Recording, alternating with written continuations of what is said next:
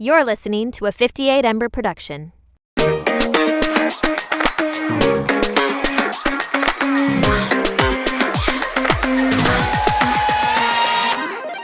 Hello, everyone. Welcome back to the Completely Fucking Clueless podcast. My name is Sarah Alice Liddy. And my name is Audrey Jean Flowers, and we both use she, her pronouns. That we do. We are back with another Pride episode. We are so excited. With this podcast, every episode's a Pride episode. Every episode is celebrating the queers. However, especially this month, we just want to highlight LGBTQ experiences. You want to know what my dad said when I kept prompting him, asking him what month it was on the first day of June. He was like, I don't know. And I was like, it's Pride month. And he went, you guys get a whole month. And I went, fuck you. We should get a whole year.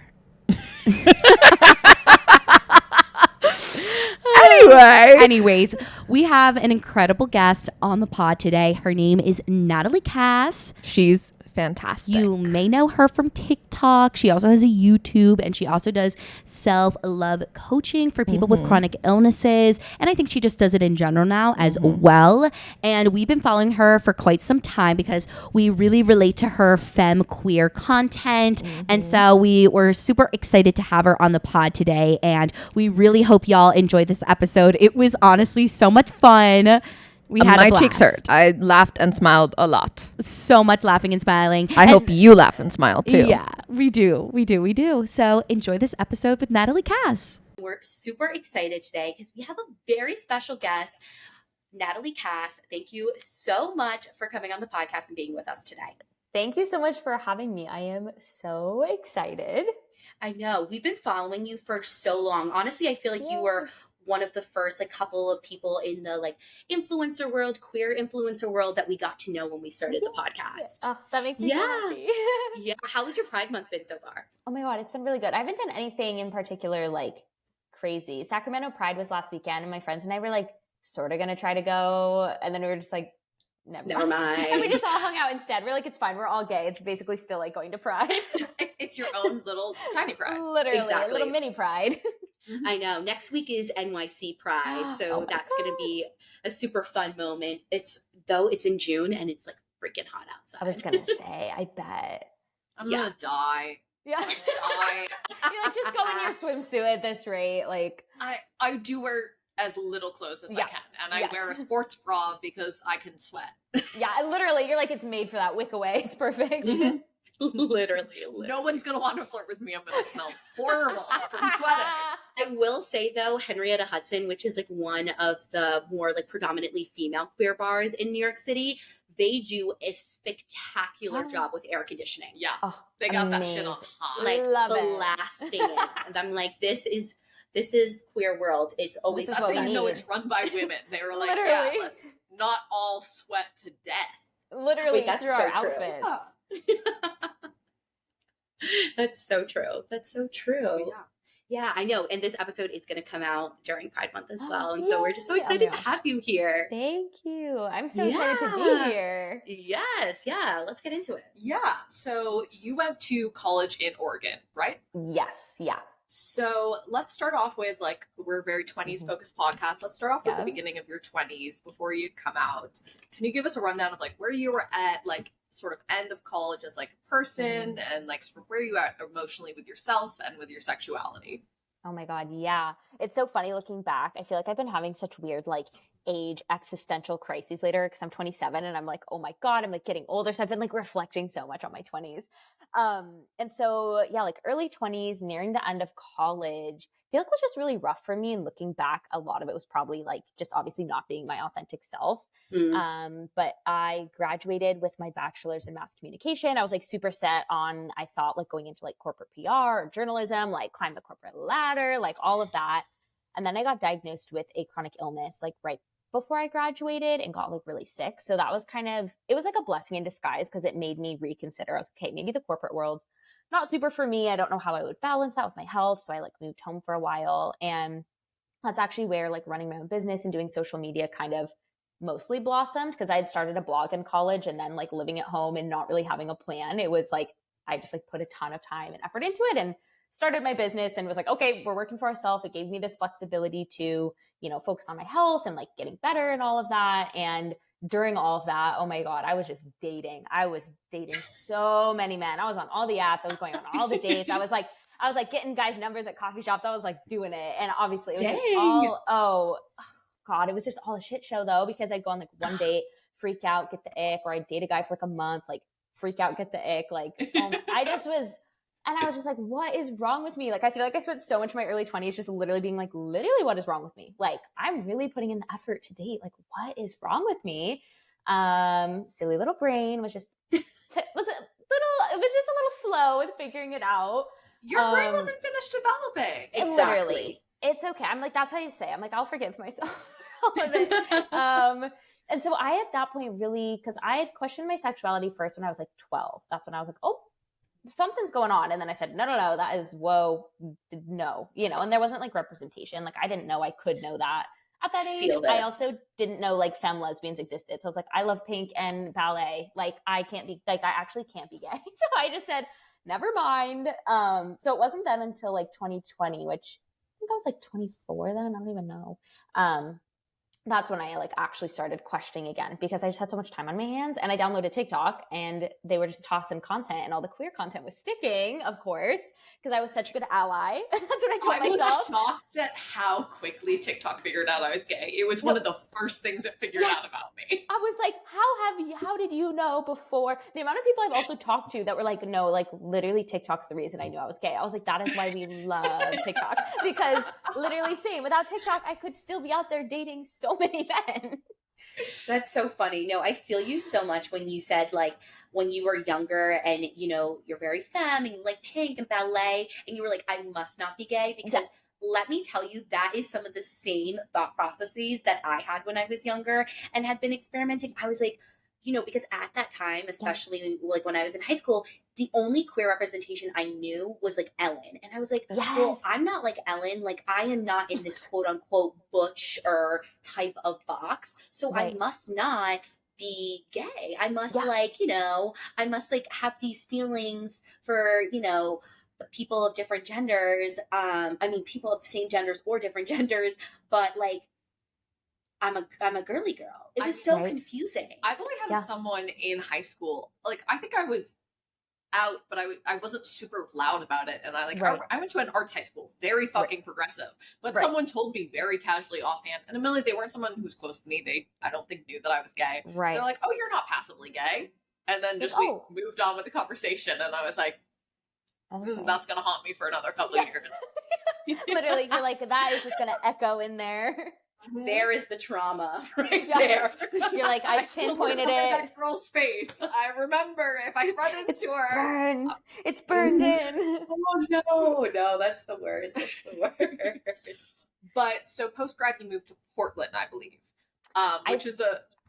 Sorry, I was after home. Yes. Yes.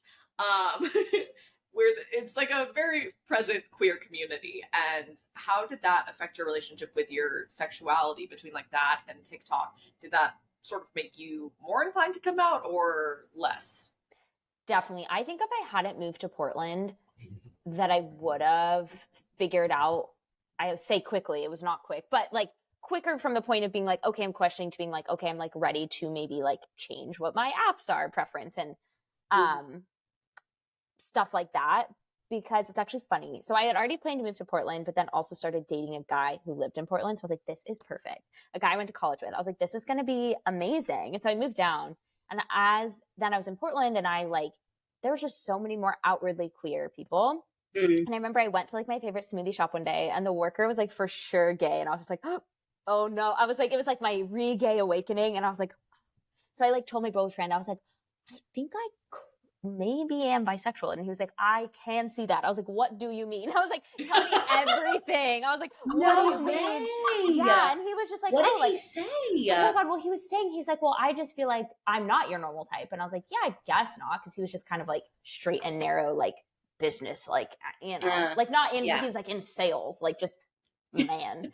And he was like, I don't know, I feel like your normal type is like kind of more feminine men. So like, I just kind of was like, he's like, it just kind of makes sense. I was like, oh, okay. And then he broke up with me, and I was like, this is my time to shine. Like, this is when I need, I was like, okay. So I like went back. I was at that smoothie shop again one day with my best friend, and we were leaving, and I was like, Lauren, I need to open a can of worms with you. And she was like, okay. And I was like, I think I like girls because I have a fat crush on that girl. And she was like, oh my God, she was like, can I tell you something? I was like, yeah. She's like, I think I like girls. And I was like, oh my God. This is always how it happens. Yes. Let me tell you, I had the same experience with my babe from college. Yes. She went after college and I forget, Copenhagen. She was working in Copenhagen, came out, and I was like, wait, I have to tell you something. When I was younger, I dated a girl. All this stuff, pushed it down, and now you're reawakening it in me. Yep. Yes. Oh my God. And it's like so special when you get to like having that conversation. I just feel like we were already best friends, but that like solidified us. Sure. So I really feel like Portland was just a huge like transition for that. Yeah. Yes. Yeah. Yeah. What is like the queer, I don't know much about the queer scene in Portland. What does it like look like? Is there a lot of like queer bars or just like queer owned like small businesses? Yeah. Tons of, queer owned small businesses, like gay bars, and just like a lot of the shops will just like showcase queer artists, or like the yoga studio that was like around the corner from me did like free queer yoga every Tuesday. And like there was just like a lot of, I think also like you just look around and there are just so many queer couples. Like obviously there are also a lot of queer couples that may pass as straight. So, but like ones that you can look at and you're like, you are clearly like of the same gender or whatever. So it's just kind of like, you just also see it everywhere. So it feels just very like kind of like a little bubble. Like you just feel very safe and comforted because you're like, nice, we're literally all gay. This is amazing news. But yeah, it's like very prominent there. Yeah, I feel like the representation and seeing it is like so important. Oh, yeah. I'll never forget when I like saw a like woman loving woman couple. My partner and I were at a queer art museum, and they had a child, and like having children is something I've always really wanted, and like seeing that for me for the first time since I came out in 2020 was like a huge moment for me. I was like, okay, like this is real. People are doing it. Like I can do it too. Yeah. Totally. Yeah. It shows you this like possibility that you're like, oh, like I can do that. It kind of gives you permission to also be authentic when you see other people living that way. Yeah. Yeah. And so like, what were some of like in your coming out journey, what were some of the big moments of you internally realizing like, okay, I am not straight, I am gay? I think this process, these thought processes are so interesting. And I think a lot of our listeners, have told us, they're like, I'm questioning, but I don't understand. So can you walk us through like some of the things that were happening for you internally at that time? Yeah, totally. One of the like first, because of course, like watching TikToks or whatever and kind of noticing attraction or hearing other people's thoughts on like comp het and things like that, where I was like, okay, but I had never really couldn't remember, besides from when I was like 12 and like looked at a girl and was like, why do I have these feelings in my stomach?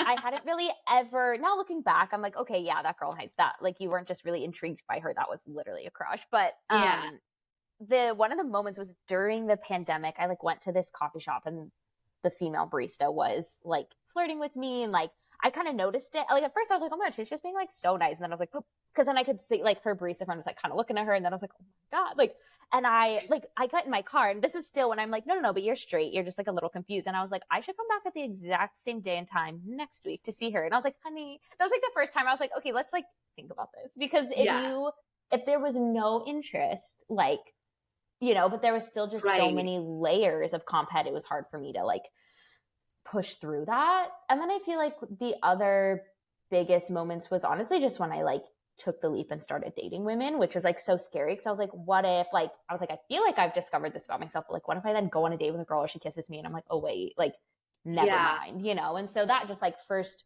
date with a woman and like kissing her was just like so affirming to be like, oh shit, like that's how I'm supposed to feel after a first date. And that was because at first I thought, I think there's a lot of people, I was like, oh, I must be bisexual because I've dated 7,022 men. So I have to be. I'm like, that has to have meant something. And then once I actually started dating women, I was like, oh, no. And I started working with a queer therapist, and she was like, no, like, honey, like, she's like, have you heard of compulsive heterosexuality? I was like, a little. She was like, okay, you're like the spitting image of like what? You're the poster child. I think having a queer therapist is so life-changing. I didn't intentionally seek one out, but like, in so many small ways, it's truly so wonderful. And like, it's just nice that they just get it, as opposed to like trying to explain. Or like, I reference like memes to explain sometimes how I'm feeling, and she'll get them. Yes. See, Totally. I need this in my life. This is like a goal I have for myself before I turn 26. Because even though I have been out since 2020 and I've been in this amazing relationship for 3 years, I still really struggle with internalized homophobia and like just really looking like being so like the heterosexual norms just being like so pushed into me. So I can imagine that like the experiences you've had with your queer therapist have just like really, helped you. Can you like talk about that actually? Like what has it been like working with the queer therapist, especially like when you were like coming out and just like dealing with all these like really confusing thoughts? Yeah. Well, it's so funny. The first one I worked with, she was technically a relationship coach, and I started seeing her before I started dating women. And I told her, I was like, I think I'm bisexual. I don't know. And then kind of the same thing. She was like, oh, I'm queer. And I was like, oh my God, I literally didn't know that. So it was kind of perfect timing. And I was mostly working with her because I have like raging anxious attachment. And I was like, oh, but I also think I must be avoidant, because when I'm like with men, like I just get like really icked out and avoidant, whatever. And so it was just like so helpful, because she was the one that then was like, okay, like you're actually not avoidant at all. You're simply gay. Like that is actually what's going on here. And so I worked with her for a while, and it was really helpful. But then since her, I had 2 actual therapists who are queer. And it's just so helpful, because like you were saying, like also not feeling like you have to hold anything back when I talk about, my ex-girlfriend when we were dating, or talking about like sex or anything. I don't have to be like, oh, are they going to feel awkward because like even if they say they're accepting and they're an ally, like they don't get it, or they don't know, or maybe that still makes them feel uncomfortable because they haven't had that experience. So it's just really nice to know you can be like so unfiltered and so real and raw. And I think they can bring in perspectives you don't even like. I didn't even realize sometimes like the things I would say, and then her being like, that's internalized homophobia. I'm like, I would not have known that. Like I just thought my brain was a little screwy, so it's just so helpful.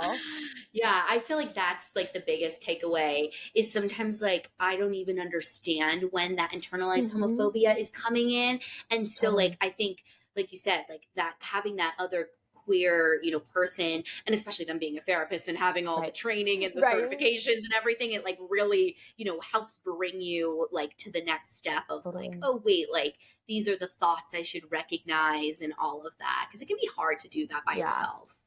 Totally. Absolutely. I think too, if it's like internalized for like you don't really even realize so many of the ways your brain works. And that's what's so helpful, to have a therapist like call you out a little bit in like a gentle way.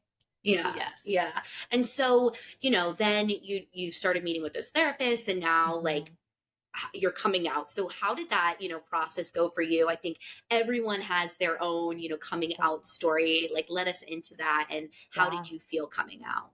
Totally. I always say, I feel like I had a very like privileged coming out journey, because I knew right away that like my family was a safe place to come out, and I knew they'd be excited for me. Yeah. And so it's funny, because I first came out to my parents as bisexual. I like got this card on Etsy. I don't even remember what it said anymore. And I remember I was home visiting, I think it might have been like Pride Month of 2021. And I kept waiting for this perfect moment. And finally one night, my brother and his wife were like out of the house, and I was like, Mom, Dad, like I have something for you. And I like had them open it, and they were just like so happy. And, they had some questions or whatever. And then I, told my brother and his wife the next day, and he like literally cried like happy tears. Like everyone was, I was like, and my Nana, like everyone was just so, I was like, I think I'm the new favorite grandchild. I was like, my Nana loves me. That's literally, she's like, gay granddaughter. Okay. Like, yes. But I didn't come out like, I would say come out publicly. Like, I feel like people don't have to do that, but I had my like business, and I wanted to come out like on that Instagram and like come out on social media. And so I didn't actually come out publicly until I was like already dating someone. And I feel like that helped, because she was really supportive, and I felt like more comfortable then kind of announcing it to the world. And I was scared. You never know on the internet. And I didn't get a single hate comment on, I lost some followers, but I was like, whatever, good riddance. But, it was even an easy process coming out there. And like, people were just very receptive to it. And I feel like nothing changed that much from like before I came out to after, but it just felt so affirming to be like, everyone knows now. Like everyone knows, getting to even post, when I was dating her on my story the first time, like, oh, now everyone from high school know. Like, you know, it's just, it was fun. Like, honestly, coming out for me felt really fun, which I know is, again, such a privilege. But yeah, I loved the process. Like, I thought it was really fun once I like had figured it out and got to then like be that full expression of myself. I just loved it. Yeah. I remember when I told my sister, not intentionally, or I have a lot of sisters, but the sister right above me, it's because she referenced me being straight, and I think I was already out with all my friends at high school, and I went, no, I'm not, and she went, oh my god, why haven't you told me? That makes you so much more interesting. She's also gay. And I was like, you fucker. You're like, I hate you, but I love you. Yes, like, absolutely respect saying that, but fuck you, what a bitch move. Literally. I think I shook everyone. Like, I think I like really, because I always had this theory, and it was proven true when I came out. My mom was like, did you think that I knew? And I was like, yeah. And she was like, yeah, I knew. Yeah. And I was like, I felt like my parents knew, but like always was sort of like afraid to. But I gotta say, once it like, I kind of told my family and like really close friends first, and then like 8 months later posted on social media about it and came out to the world. But I feel like ever since coming out, like there is just like this weight lifted off. Like I held it in, like you hold it in for so long, or like, like you hold it in for so long. And then when it's finally out there, like you're truly, like you said at the end of your story, like you're just like the fullest form of yourself, like the most authentic version, at least I felt. And so it's like, it's this freeing feeling. And this, like you said, privileged feeling of being like, I have the support around me, and I finally just like get to be myself. Yeah, totally. I couldn't agree more. That's totally how it felt. That's amazing. I love hearing queer joy. That's like my new thing is queer joy. Oh my God, yes, like same. I've been talking, my partner and I talk about it a lot, and just like spreading it, and just like really listening to the stories that are joyous, because sometimes like it can be, not sometimes, a lot of the times it's like painted in this very negative light when it comes to the queer journey. Especially right now, there's a lot of hate and violence towards queer people happening in the world, and more than ever, or not more than ever, but more than in recent history in this country.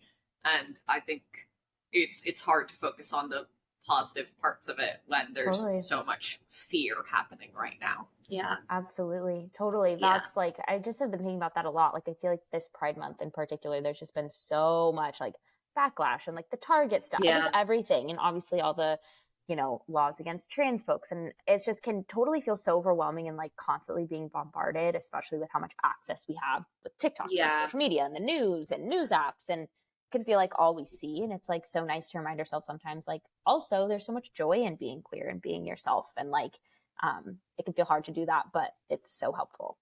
It has very much reminded me of like Pride started as, at least from the history that I've read, is it started more of like as a mourning for like all the people being lost in AIDS. Like it wasn't celebration and parade that it is now. Like it was a time for everyone to get together and mourn all that they had lost every single year. And I do feel like this year's Pride feels like emotionally like it's really harkening back to that. Totally. Absolutely. I couldn't agree more. Yeah. Well, going back to your coming out story, you know, something I think is really interesting about your journey that a lot of queer women, I think, go through is you come out as bi, and then a little bit later or a couple years later, wherever you may be, you may come out as lesbian. And I'm just curious about what that process was like for you, you know, navigating that and sort of figuring it out for yourself. Like what like kind of clued you into like, wait, I don't think I'm actually bisexual. I think I'm fully lesbian. Yeah, totally. I think for me, that was like figuring out I liked women was so much easier than figuring out I actually didn't like men. And I think a big piece of that was I had just dated men for so long. And like I said, I was always dating. Like, I think also I just like shook people when I came out, because they're like, no, but you're boy crazy. I'm like, no, I just was trying so hard because nothing felt right. And so I would just date and date and date because I thought that was my only option. And so I came out as bi because I still, it was like, oh, well, I've dated men, so I must like them. And it was when I then started dating my ex-girlfriend that I was like, oh, like that I've literally never in my life felt this way with a single one of my exes. And I've had so many of them. Like, that has to mean something. And I just started kind of with that relationship coach looking at kind of all these signs of like, oh, I would always joke to my mom, be like, okay, when I'm married one day, like my husband literally has to be my neighbor. Like I can't fucking live with a man. That's disgusting. I was like, at least I'll have to have my own bedroom. And she would always be like, okay, honey, like that's weird. You know, she'd be like, concerning, like, okay. And I just like would get the ick so easily. And I would just get like very overwhelmed. Like I had a long distance boyfriend. He came and visited for like, I don't know, 24 hours, and he left my apartment, and I just started like bawling. So I was like, ew, literally get out. That was way too much energy. And I was like, oh, I must just be super introverted. Like that's what it is. Then I met my girlfriend. I was like, spend every second with me. Like literally never leave. Let's like, you know, I was like, let's U-Haul. We didn't. Well, we sort of did. And I just never felt that way. And it also, I always said, which is like maybe a niche thing, but I always felt like when I dated men that it was almost like I was watching it from above. Like I was like watching myself in this weird little rom-com, and I'd have to like tell myself like, oh, like the script, like, oh, he flirted, like you need to flirt back, or like, oh, he's laughing because you did something cute, like you have to giggle, or like, oh, he's like trying to kiss you, like you, like I would have to like in my brain like be telling myself like, do this, like this is what's the next thing, and like do this, and nothing was natural. Like it was all like robot, like programmed into me. And when I started dating my ex, I was just like, oh, like you actually don't have to, like, I don't have to tell myself to flirt or tell myself to laugh or tell myself to, you know, act a certain way. And so that is just what really kind of clued me into that, with like a million other signs as well. But those were just some, like right off the bat. Yeah. That's so interesting. I feel like that's interesting like thought process to me, is, you know, because a lot of people will talk about this as like coming out as bi and then like, you know, switching your label. And I think that is like perfectly fine. Like I think we're all of the age where we know that sexuality is fluid, but that's super interesting. I had kind of the opposite experience. I like when I first not first noticed, but in high school I was like, I'm into women, and I didn't really know bisexuality was a thing. And so I was like, but I know I'm into men, so it must not be anything. And then I literally remember the moment that someone who lived in my dorm told me they were bi, and I was like, oh, that's an option. I can do that. Like all of them? All of the people? Like anybody I want? Yes. Like that was groundbreaking to me. I was like, what a brilliant idea you've come up You're like, with. I figured that out. I feel like that happened to me in college. I was taking this like women's sex and gender class, and I remember when we talked about like sexuality being a spectrum, and I was like, wait, what is this? And we talked about like all the different identities and like how like you can really like just say like be labelless. And I kind of like that idea. People fucking hate it. Let me tell you, when I tell people that like I have my partner is non-binary, and I like will say to people like, yeah, I'm like kind of like bi or pan, but like I kind of just keep it open. People are like, stop, you have to be in a box. Choose one. And it's so perplexing to me. Like, I know I very much used to have that too, but it's just, I'm like, people are really hot. Why? I don't get how not everyone gets that. Yeah. People be hot. You're like, why would I close myself off? Yeah. People be hot. It's so interesting. I love it. I love, like, it's interesting, like, looking at my parents and my grandparents, and I'll tell them that, like, sexuality is a spectrum, and they're just, like, so, like, The number of friends who I have who family members, particularly women, have said things of being like, yeah, of course all women find other women attractive. Yeah. It's like, okay, so if you all just grew up like 20 years later, you would be very gay. Yeah, literally. I'm like, oh, okay, yeah, sure. I'm like, no, sweetie, that's called being gay. I bet there are a lot of boomers that are like bi and gay. Like there has to be. I mean, so like, many. gay people weren't just invented. They've been around forever. And I mean, like, within my own family, my dad's sister had the same roommate for 30 years. And it took till he married my mom. She first met them first time and was like, so they're a couple. And my dad went, no. He honestly didn't think. It just never crossed his brain. He's like, I love them as besties. That's amazing. And they'd lived together for like 20 years. And it's like, Jeffrey, you're dumb. You're so dumb. It's okay. You're a silly little boy. And Lori got it first time. She was like, yeah, no, obviously they're very obviously in a relationship. They're in love. Like, duh. Yeah.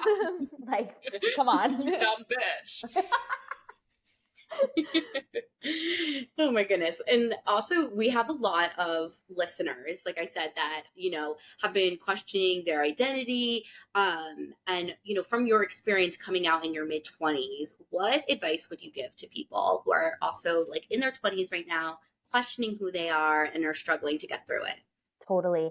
A big thing I tell people a lot when they ask this is like, because their first thing is like, do I just like jump into dating the gender I think I might like? Like that feels scary. And what if I don't? And then I feel like I use it. Like, and I would say like, try inserting yourself in like, whether it's like queer spaces, or I would say like read queer novels, listen to queer artists, like watch queer movies and shows, because that was something I first started doing before even dating women, was like reading all the lesbian romance novels and listening to, Girl in Red and Fletcher and like all, and I could tell from that, like I would read a book and be like, I would get so excited reading it in the way that like, I would read straight romance novels my whole life and I'd just be like, oh, okay, kind of boring. And I would be like, this is so exciting. Like I feel seen. And that's kind of made me be like, okay, I feel more comfortable now kind of like going out and actually dating women, because I've kind of tried to develop just myself as a queer individual before maybe bringing other people into that. Like I felt like that was just super helpful, like queer media.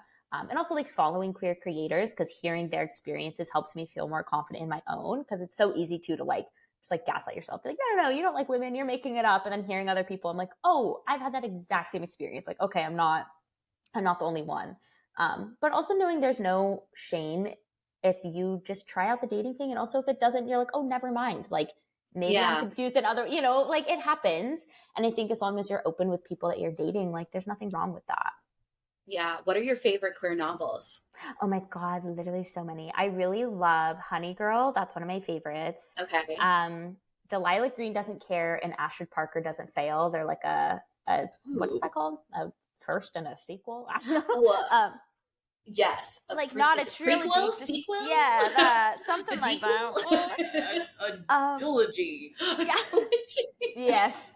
Those are some. And then if anyone listening likes fantasy, Crier's War is a really good queer fantasy. And that was like really sweet to read, because in the like, made up little fantasy world, it was like normal, like queerness was just like normalized. Like it was just really cool to read that. Cause again, even in other queer fantasy novels, it's like still like, oh, the two women are together. I'm like, you made up this whole world and straightness is still the default. Like, come on. Like, no way. Like dragons can be real, but gay people still have to be like the minority. Like, ooh, the queen likes a girl. I'm like, y'all, literally what? So, Crier's War. Yeah. That's so funny. Yeah, I gotta get into that. I love that you said, developing your own relationship to your queerness before you start dating, or if you're like too nervous to jump into the dating scene, because that's something I sometimes feel like I didn't like do for myself. I kind of, my partner and I have known each other for a long time prior to dating now.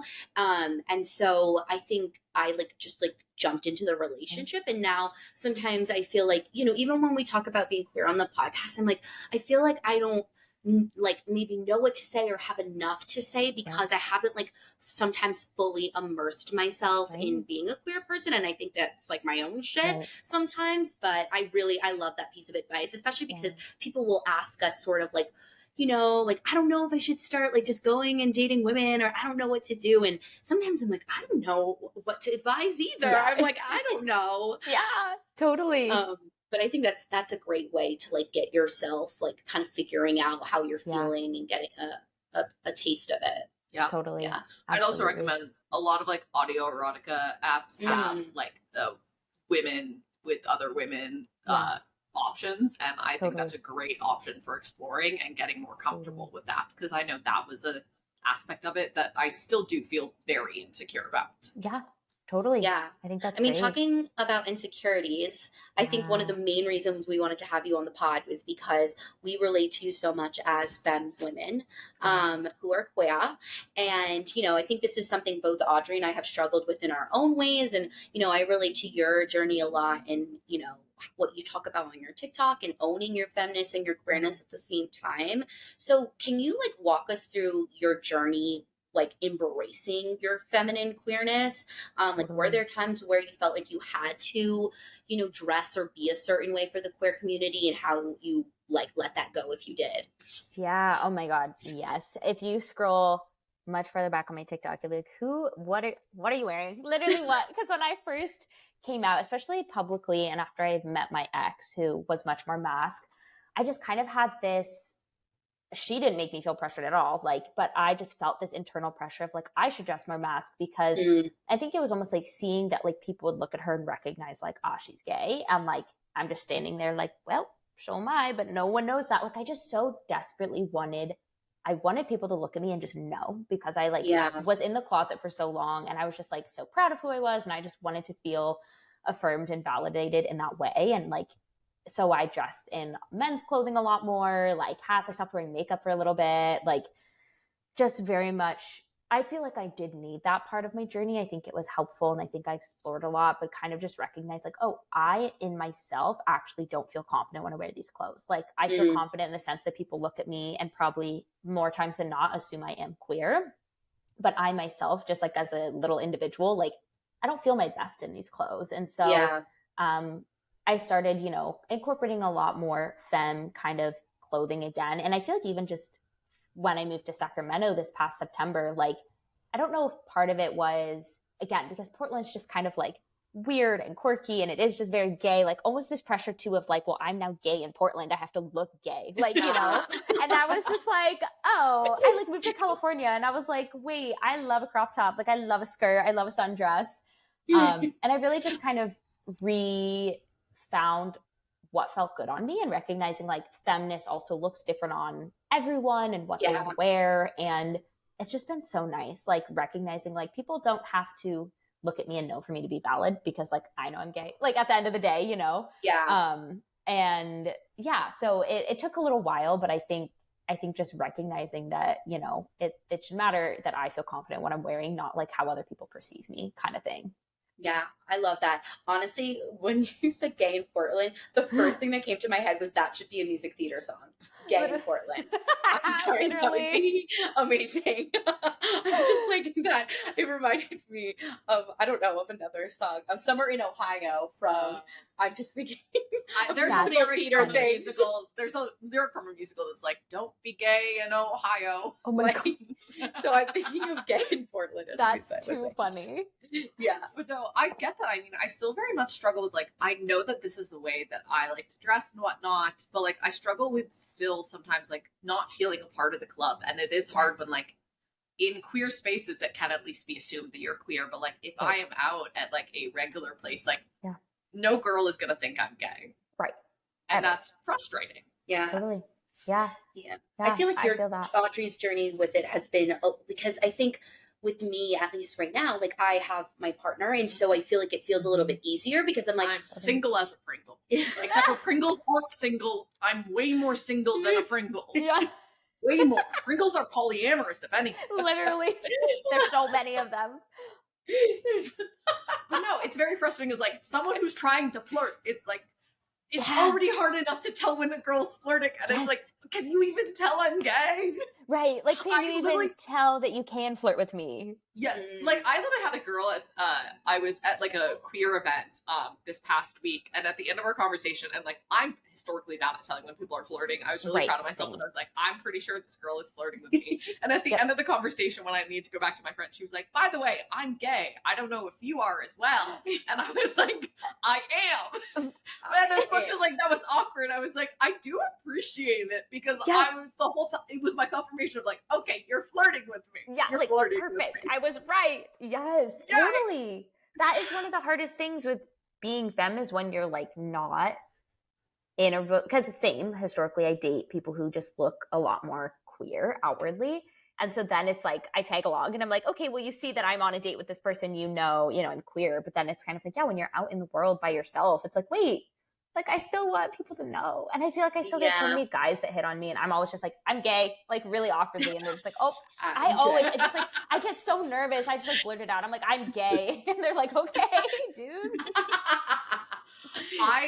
My sister is also queer, and she presents very gay. Yeah. And she knows this about herself. And so when we go out together, people like get that she is, and I'm like, notice me, Seymour. Yeah.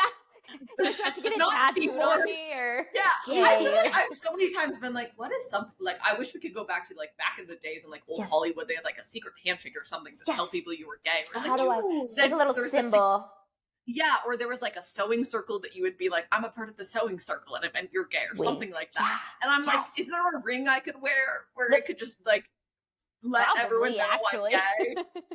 I know somebody should invent that, like really, because I feel like But then that could be used in bad ways by bad people to find all the gay people. So Sure. it's Also true. I That's forgot so we have to true. be careful. I know that's Nice. that's why we can't do that because Yeah. people still hate gay people for some reason. Right. we're so joyous. I don't understand. It's because Yeah. they're jealous. We're not. Yeah, literally. Literally. I know. I feel like on TikTok there's like such an interesting discussion happening around like, you know, how we let people like femme queer women let people know that we're gay. And there's like parts of me that like give into it and there's parts of me that get really annoyed by it because I'm like, Yeah. I just like want to be myself and like Right. I don't want to have to stop doing certain things that like I Yes. love to show that like I'm queer and I'm gay. Like I feel like that's just like who I am. Like I was so self-conscious of my nails for so It was long. just, yeah. Yes, the nails are a huge thing for me. Like sometimes I'll still like feel it. People Mhm. like feeling that people are looking or like wondering. And all I have to say is I have a wonderful partner that doesn't give a fuck. Okay. Yeah, And if they did, I would do something about it, but they Yeah. don't. So I don't do anything about it. Right. It's such this like push and pull within my inner self of like wanting to give in, but also being like, no, like I want to be myself, you know?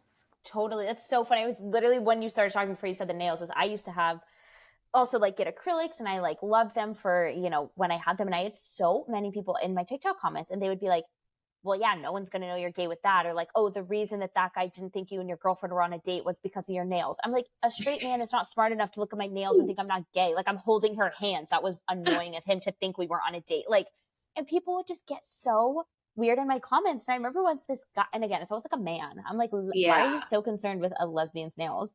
And I was just like, no, like my partner literally doesn't care. So leave that between my partner and I. And they were just like, well, obviously they're lying to you. Like it's just because they love you and they're going to say, and I'm like, literally. It's just so annoying. I'm like, So Really annoying. be having the audacity Yeah. to do anything. I'm like, you're a man, first of all, so leave. My page is not for you. Second of all, why do you care? Like, why do you Yeah. care? And it was one of I those know. things where I was like, no, I'm not going to get them off for you because it's so silly. It's Yeah. also such a weirdly personal thing to go and ask I'm about like, because what? when you ask questions about it, it's very also reference to their sex life. It's Yes. like, this is way too intimate. Don't fucking ask me about this. I know. I'm like, that's Not your actually problem. weird to be commenting indirectly about my sex life in my TikTok comments. That's weird. Yeah, that's a Weird. I didn't even think about that. I know. Yeah. I know. And honestly, now that I'm thinking about it, I think sometimes like when I think about my nails and what people think about them, I'm like, do people think I am therefore bad at having sex because of my nails? Literally. Literally, though. Like, that is what I'm thinking about. And I'm like, I don't think I am. Like, like I promise you, if my Like, I'm partner good. if my partner seriously had an issue and was like, your fucking Yes. nails hurt, I'd be like, I'll rip these suckers off. Like, right it'd be, now. yeah, like it'd be sad, but like, you know, I love them enough that I don't want to hurt them all. Like, that makes sense. Like, that's that. like you're not gonna have a breakup in your long-term relationship over Imagine nails. Olivia broke up with me because of my nails. Oh my god, I would die. Literally. That'd be Literally. so funny. just It's so queer girl funny. things. Literally. I know. It's funny. It's funny. My mom doesn't even like think about those things because remember when we were gonna Audrey and I this month were thinking about getting our nails done and doing like the whole like 2-finger thing. Which I keep Yes. doing the wrong fingers anytime I show people it. Yeah. And it's really making me seem very pathetic. And I told you, I was like, I am too afraid to do that because of Your my mom would ask parents. about it, yeah. I was like, my parents would ask about it, and then I would have to be like, We'll do it some year Think- when you don't live at home. yeah, we'll do it when I'm Yeah, not living. there we with my go. parents. Yes, that's so funny. My mom once, she texted me and she was like, why do people keep commenting about your nails? And I was like, oh. And so I kind of just played it off because my dad was in the room. I was like, oh, they just, you know, because it's like too girly, whatever. She's like, okay. And then Oh, she okay, like okay. a few months later, like texted me again. And she was like, I'm just so confused about that. And finally I was like, hey mom, I was like, so think a little harder about like how maybe two girls might have sex. And she was like, oh my God. Like, and then she was like, oh, so that's like weird that people are commenting that. I'm like, yeah, it's weird. She's like, that's weirder than I thought. And I was like, exactly, mom. Also, like, I've seen a lot of men with very nasty nails, and I've never commented on you. Like, how dare you put this inside your girlfriend? Like freaking dirt up there, Yeah. crazy ass shit that could like cause It bacterial looks like infection. fucking Shrek over here. Like, you're and like, mine you're are just talking to sparkly. me? Yeah. Yeah, Come on. Literally. Oh my Come God. on. Wait, this is so fucking Fix your own house before coming for mine. Seriously. They just Oh know my we're God. still better even with long ass nails on. So Literally, like, come on. Nails longer than their dick. literally. That's why they're self-conscious. That's I was way too proud of myself for that not very good joke. You're like, I was also proud of you. I laughed really hard. So. And we know that you do a lot of self-care and self-love coaching. Yes. And so, can you just let us into a couple of practices that you love to do for self-love and self-care? Oh my God, yes. I'm like, how do I choose? I think one of the first ones is just like movement and in a very like flexible way. Like I used to be super obsessed with movement and like it was more of like a punishment sort of thing. And now it's like the biggest form I feel like of like self-love I have. And I'm a big like hot yoga girl. It's just like being in the space in the studio I go to is just very like spiritual and grounded. And I just like always love the music. And I feel like taking time for that it's just like a huge self-care practice for me, as well as dance. I love dancing and just I feel like it moves my body the most and just like gets my energy, like not like actual, you know what I'm trying to say? Like when I have too much energy like from other people, I'm like, that's how I like let it out. So that's a big one. And then another big one is like my morning routine. I love the mornings and just like having time before I have to like start work or like be making TikToks or, having calls or whatever, just taking the time to like meditate and journal and read and just really like check in with myself. I feel like it's just like changed my life so much because it's really helped me just stay really grounded in who I am and like where I'm at that day. And I kind of then can know moving throughout my day what I need. And I don't just feel so like scattered all the time. Yeah, I love that. We literally just recorded an episode that's going to come out after yours about like the, like checking in with yourself 6 months into the year and stuff. And I was saying that like, I need to add more of that practice into my life of like really just like having a moment of solitude and having a moment with my own thoughts, because I am one of those people that just like goes right into like work and things and life. And it can hurt yourself at the end of the day. Totally. Yeah, absolutely. Yeah. And how do you feel like you show yourself like self-love as a queer person? Yeah, I think a big thing with that is just like really working on my relationship with myself. So like giving myself that time to, really explore who I am and like what does queerness mean to me? And also again, like engaging with positive queer media and like fostering queer friendships and like putting myself out there and going to queer events and things like that. Even if, again, I'm going alone or I don't have a partner at the time. Because I know it's a big thing people have asked me about of like, how do I learn to love myself as a queer person when there's no like love involved, like in a relationship? Interesting. Because I think a lot of the time we think of queerness, we right away go like, oh, well, it's about who I'm attracted to. And it's, but it's also like just about who you are. So I feel like just taking time to really continue like developing who I am and like just understanding who I am, I think is like a really big piece of it. Yeah, that's a great point. I feel like that is true. The connection of like queerness with like being in a relationship with somebody who is also queer and not really looking as like at you, the queer individual. Right. Yeah, totally. Yeah, totally. Yeah. I love that. I love that. Well, our last and final question for you is something that we ask all of our guests. And so we are curious, when is a recent time that you felt clueless? It can be as small as like, hey, how often are you meant to empty your vacuum cleaner, to as big as like, I don't know what I'm doing with life. Yep. I will say this season of life is like my clueless just season of life. So it's literally perfect. Slay. Tell us. Literally. Oh my God. Well, my partner and I that I lived with, we broke up a few months ago. And so just kind of shook up where I was like, no, like this part of my life is on track. Like we live together, like whatever. And so that kind of just I was like, oh, I have like no plans now. And that is so weird and scary because I was just kind of going to float around with you because I work for myself, like I definitely was kind of like, well, I just like need my laptop. So I'll go where you go, whatever. And so kind of having all the options open up again of like, do I want to stay in Sacramento? Because like I moved for her job. Do I want to not? Do I want to literally what the fuck do I do? And it took a lot of like tears and whatever. And I've decided I'm going to be going home for the summer. Nice. My parents live in Washington on the beach. And I was like, why not? I need to like take a breather because it was just totally, I felt so clueless. I was like trying to look at apartments, trying to look like, should I move states? Should I do a work away? Like just too many options where I was like, I need to choose the like least scary, like the easiest, most gentle option right now. And then from there we'll figure it out. But it's like still just, I have no clue where life's going to take me. And I'm trying to see that as exciting. I'm such a planner. So my brain is like, that is not exciting. Like, we want to know. But I'm like, you know, moving to Sacramento wasn't in the plan at first. And that ended up being awesome. And I made so many awesome friends. So I'm trying to just kind of see it that like maybe it's okay to be a little bit clueless right now and have literally no fucking clue. Because I'm sure good things will come out of it. Always does. But yeah, just floating along a little bit right now. So for anyone listening, even in your late 20s, sometimes you just have no clue what's going on. Truly. I feel like at any time we talk about like on socials, you know, being 20 and being clueless, we get all the people coming up in the comments being like, honey, it never goes away. Amazing. So Perfect. Amazing. They do say it gets better. It never goes away, but it doesn't get better. Yeah. Okay. That's all that matters. Love it. Yeah, but I love that. That's such an amazing, I hope you have an amazing summer at home. You know, we were just talking about, this is reminding me of talking about like, you know, taking small steps and, you know, finding the small step that'll work for you and is achievable for you at the time instead of, you know, making the big lofty, you know, goal or something and how it can feel good to, you know, make the small step toward, you know, the bigger thing. Totally. Absolutely. Yeah. And not having shame in that of like, I think it's just, you know, in my head, I was like, I had a breakup. I have to do something wild and crazy. Like, go, like, you know, of my, what is that movie? Eat, Pray, Love. Eat, Pray, Love. Yeah. Like have my Eat, Pray, Love moment. So, and I'm like, actually, maybe you should just calm down for a minute and not go like backpack around Europe. Or like maybe you need to just like sit in your like parents' guest house for like a summer and just chill out.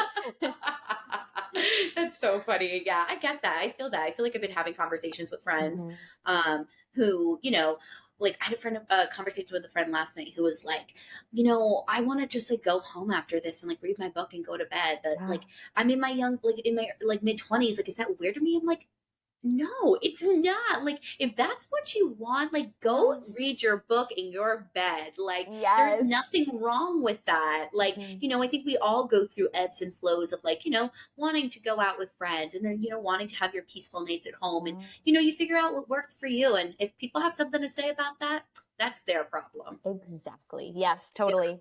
Yeah. Well, thank you so much for coming on the podcast today. This was so much fun. I haven't laughed this hard in a hot second.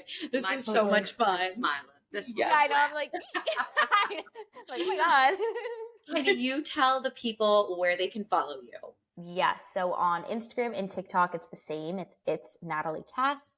And then also YouTube, it's Natalie Cass. I'm going to start YouTubing again once I move home. So that's exciting. Yay! But those are the main spots. Amazing. Well, thank you so much for coming on. Thank you so much. We hope you all enjoyed that interview as much as we did. I know. Honestly, that nail moment was just everything to me. That is all I needed this Pride Month. Like, I'm not even fucking kidding you. Once we wrapped recording, I looked at Audrey and I was like, I just like love queer people because they're better than straight people is what my response was. That was and I response. mean that with no hate or ill straights. intention to straight people. And I'm sure there are some straight people listening. Know that I'm like 90% kidding. I just think it feels so nice when you can talk to somebody who really understands your experiences and she just gets it. And I think, you know, her talking about her journey with like loving pink and ballet and like and dance and, you know, still being queer and that still being valid. It just like really hits home for me and really makes me feel valid in my own identity. So thank you, Natalie, so much for coming on the podcast.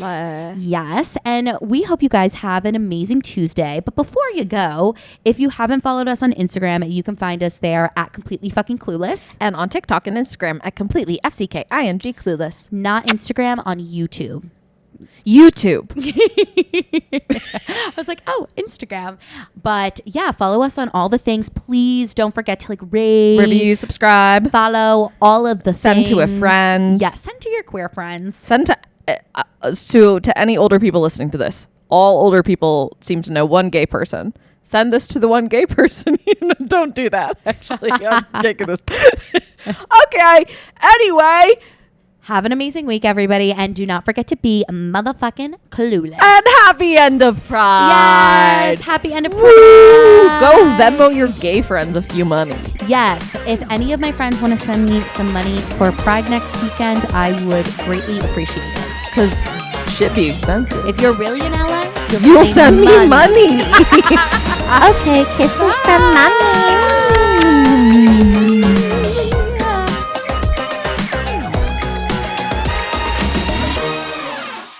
This has been a 58 Ember production.